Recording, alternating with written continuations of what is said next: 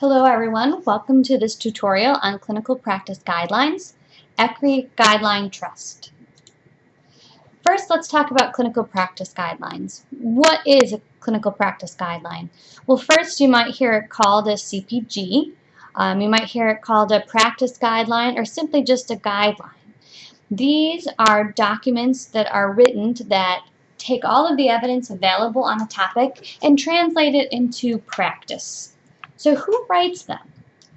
They're large groups. Clinical practice guidelines are a large undertaking because of the necessary scope to include all of the best evidence, do some critical appraisal of that evidence, and do a proper synthesis. So usually we have large groups, associations that might write them. And so what does it look like? The output of a clinical practice guideline could be in several different formats. In its native format, it could live on an association website. It could also be translated for publication in a journal.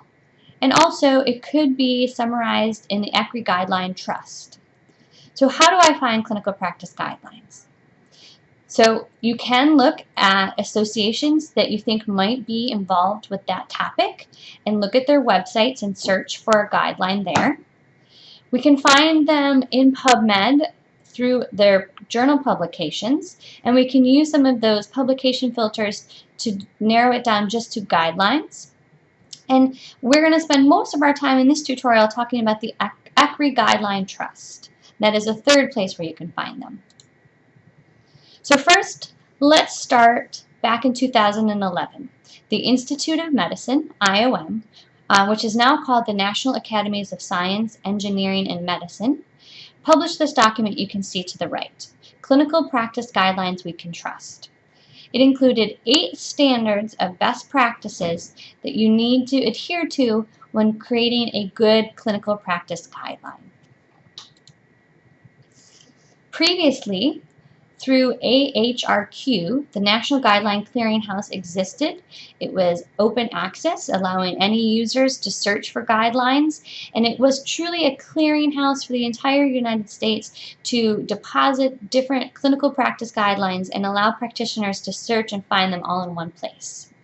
Unfortunately, the support for that ended on July 16th of 2008, and since then, the ECRI Institute, it's a nonprofit organization, has taken up the charge for this. Now, the ECRI Institute was actually the agency doing the work for the National Guideline Clearinghouse. They had been contracted by AHRQ to do that work, and now they're continuing that on independently. So who are they? They are an independent institution based in Pennsylvania. And as part of the ECRI Institute, they're able, with support from the Gordon and Betty Moore Foundation, to create the ECRI Guideline Trust.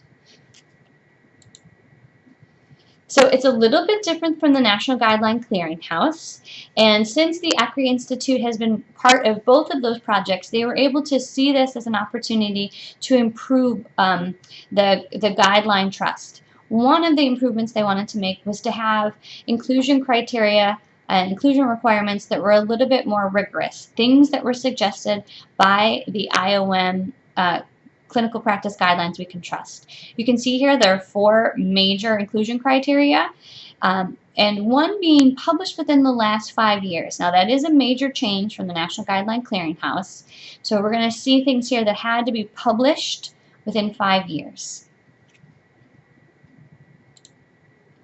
Here's an example of a search that I did for diabetes. Now you can see here 2 different entries. The top entry, the Guideline Brief, there's an arrow pointing to it, is grayed out. And the trust score is also grayed out. That guideline did not meet the inclusion criteria of the ECRI Guidelines Trust, but they've included the title and a link to the original guide. Below it, you'll see one that has met all of the inclusion criteria, and they have created this Guideline Brief as well as the Trust Scorecard. So this is what a Guideline Brief looks like. It's a very standard format for each of the guidelines where they've summarized all of the pieces. Now, the Standardization is key here because many guidelines can be lots of different pages, have different sections. This guideline brief allows the reader to look at multiple guidelines quickly and see all of the same pieces of evidence. Now, the trust scorecard is based on those IOM standards 1 through 8, and they've built them in here as either a yes or no check mark or as stars. And as you can see here in the example that I pulled, they did several things very well and a few things not very well. So each guideline that has been reviewed by the ECRI Institute, by the Guideline Trust, will have this scorecard. Thank you for viewing Clinical Practice Guidelines. Check for more great tutorials whenever you need a little help.